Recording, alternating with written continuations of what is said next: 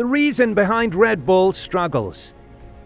The fact that Red Bull would struggle in Singapore was very clear even after FP1 on Friday, and it eventually continued on during the entire weekend, culminating with them being far away from even the podium spot. Finally, the RB19 was defeated, and there is a peculiar reason as to why that happened, with Verstappen stating that the car was undriveable. But is that the reason, or is there something else? The already challenging Singapore weekend turned disastrous, with both Verstappen and Sergio Perez facing double Q2 eliminations, and despite managing to salvage top 10 finishes, they were far from contention for victory in a car that typically exhibits strong performance from various starting positions. Red Bull had apprehensions prior to the race, as their pre-event simulations raised serious concerns, and Verstappen, qualifying in 11th place, noted that the simulator predictions indicated a tricky setup for the car.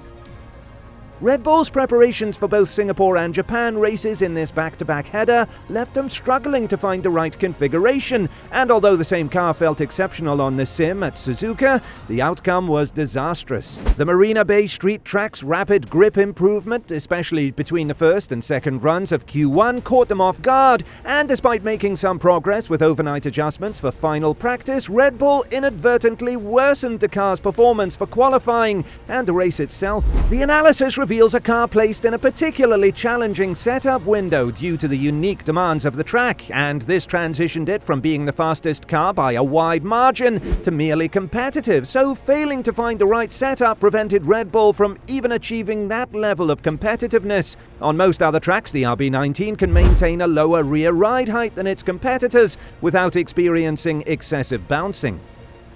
It's hard to believe that this was an experiment by the team, as it should have been conducted at most during FP1 for evaluation and then set aside once the negative outcome was confirmed, rather than persisting into FP2. This notion gains further credibility, considering that the ability to adjust load levels between straights and corners, which was feasible prior to the introduction of TD018, has now been restricted due to the wing's reduced flexibility. Red Bull chose to raise the ride height to navigate the curbs during corners, effectively acting as unofficial track limits at Marina Bay, and one could speculate that the RB19 ended up with a setup that significantly altered its dynamic behavior, resulting in a notable drop in overall performance.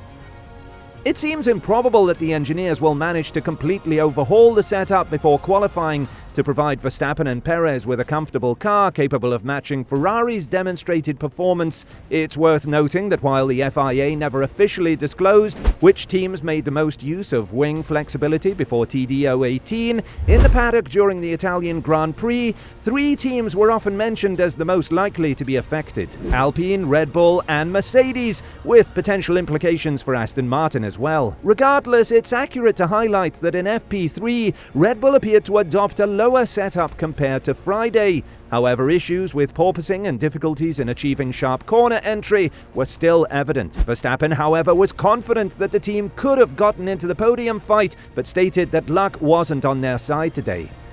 Everything went against us as well in the race with the safety cars, so it was possibly the worst case scenario, as I really think if the safety cars worked out a little bit more in our favour, I would have been fighting with the guys at the front, Verstappen said. Especially with the last stint, that was quite easy. He added, "It is not what we wanted, but I think today was better, a little bit better, but we were still unlucky during the race with all the safety cars going against us. Clearly, we learned quite a bit from today and maybe what we did wrong yesterday. I can't go into details, but the problem is we can only show it next year if we come back to see if it is better or not." Red Bull has faced challenges with torque transfer during both upshifts and downshifts. This strategy is designed to prevent RPM drops in slow corners, but it appears to lead to rear instability. As a result, Verstappen and Perez must either slightly reduce speed during gear changes or adjust the setup differently, which is suboptimal for the team based in Milton, Keynes. This is likely due to the advanced design of its floor and innovative rear suspension.